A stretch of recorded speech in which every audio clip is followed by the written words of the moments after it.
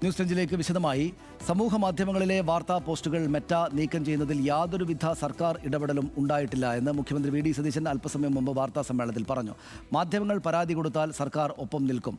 Kasaragod MDMA case പ്രതികളെ നേരിട്ടറിയാമെന്ന് മുഖ്യമന്ത്രി സമ്മതിക്കുകയും ചെയ്തു. നവകേരള മാർച്ചിനിടെ ലാത്തിചാർജിൽ പരിക്കേറ്റപ്പോൾ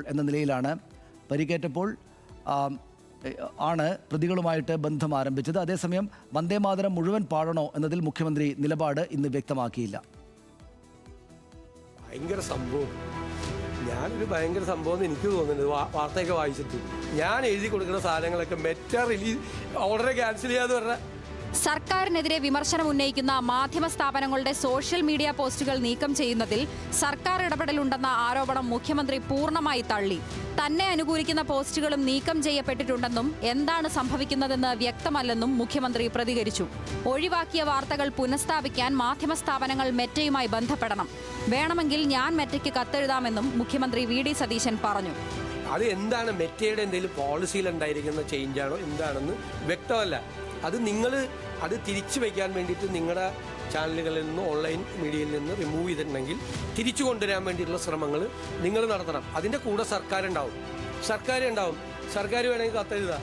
ഞാൻ വേണമെങ്കിൽ കത്തെഴുതാം മെറ്റയ്ക്ക്. കാരണം എന്നെ വിമർശിച്ച് കൊണ്ട് വരുന്ന പോസ്റ്റ് ഒന്ന് റിമൂവ് ചെയ്യരുത് എന്ന് പറഞ്ഞുകൊണ്ട് ഞാൻ കത്തെഴുതാം. ഞാൻ റെഡിയാണ്. MDMA കേസിൽ അറസ്റ്റിലായ മുഹമ്മദ് ഹുസൈനെയും അബ്ദുൽ സലാമിനെയും അറിയാമെന്നത് മുഖ്യമന്ത്രി നിഷേധിച്ചില്ല. നവകേരള സദസ്സിനിടെയുണ്ടായ പ്രതിഷേധത്തിൽ പോലീസ് ലാത്തിചാർജിൽ പരിക്കേറ്റപ്പോഴാണ് മുഹമ്മദ് ഹുസൈനെ ആദ്യമായി ഫോണിൽ വിളിച്ചത്. പിന്നീട് നൽകിയ വാക്കിന്റെ അടിസ്ഥാനത്തിൽ വീട്ടിൽ പോയെന്നും മുഖ്യമന്ത്രി വിശദീകരിച്ചു. പോലീസ് മർദ്ദനത്തിൽ പരിക്കേറ്റയാളെന്ന നിലയിലാണ് ഇടപെട്ടത്. MDMA കേസിൽ അറസ്റ്റിലായപ്പോഴാണ് മറ്റു കാര്യങ്ങൾ അറിഞ്ഞത്. ഇരുവരുമായും ഇതിനപ്പുറം യാതൊരു ബന്ധവുമില്ലെന്നും അവർ തന്റെ സോഷ്യൽ മീഡിയ കോർഡിനേറ്റർമാരാണെന്ന പ്രചാരണം തെറ്റാണെന്നും മുഖ്യമന്ത്രി വ്യക്തമാക്കി. ഈ അറസ്റ്റ് ചെയ്യപ്പെട്ട രണ്ടുപേരെ എനിക്ക് നേരിട്ട് അറിയാം. ഞാൻ ആദ്യമായിട്ട് അദ്ദേഹത്തിനെ ഫോണിൽ വിളിക്കുന്നത് നവകേരള സദസ്സുമായിട്ട് അദ്ദേഹത്തിന് പെരുമ്പാവൂരിൽ കുറുപ്പമ്പടി MGM സ്കൂളിൻ്റെ മുമ്പിൽ വെച്ച് ക്രൂരമായ ലാത്തിചാർജിൽ പരിക്കേറ്റു. ആ വീട്ടിൽ പോയി ഇദ്ദേഹത്തെ കണ്ടതിന് ഫോട്ടോസൊക്കെ ഉണ്ട്. അപ്പോൾ ഒന്നും അവിടുത്തെ പാർട്ടിക്കാർക്കോ പബ്ലിക്കിനോ ഇതൊന്നും അറിയില്ലല്ലോ ഇദ്ദേഹത്തിന് ഇങ്ങനത്തെ ഒരു സംഭവം ഉണ്ടെന്ന്. ഇപ്പോൾ അറസ്റ്റ് ചെയ്യപ്പെട്ടപ്പോഴാണ്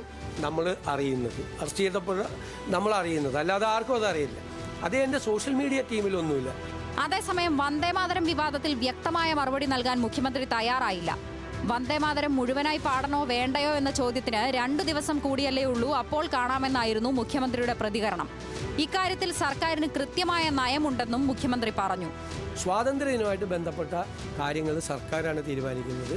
സർക്കാരിന് അതിൻ്റെ അകത്തൊരു കൃത്യമായ നയമുണ്ട്.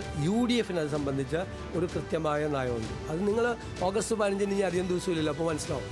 വയനാട് മുണ്ടക്കൈ ചൂരൽമല പുനരധിവാസ ലിസ്റ്റിലുള്ള ഗുണഭോക്താക്കൾക്ക് 2 ലക്ഷം രൂപ വീതം ധനസഹായം അനുവദിക്കാൻ മന്ത്രിസഭാ യോഗം തീരുമാനിച്ചു. PMAY പദ്ധതിയുമായി മുന്നോട്ടു പോകുമെന്നും സർക്കാർ അറിയിച്ചു. PMAY പദ്ധതിക്ക് കേന്ദ്രവുമായി ധാരണാപത്രം ഒപ്പിടും. പദ്ധതിയുടെ ഭാഗമായി മോദിയുടെ ഫോട്ടോ വെക്കേണ്ടതില്ലെന്നും ലോഗോ മാത്രം മതിയെന്നും മുഖ്യമന്ത്രി പറഞ്ഞു.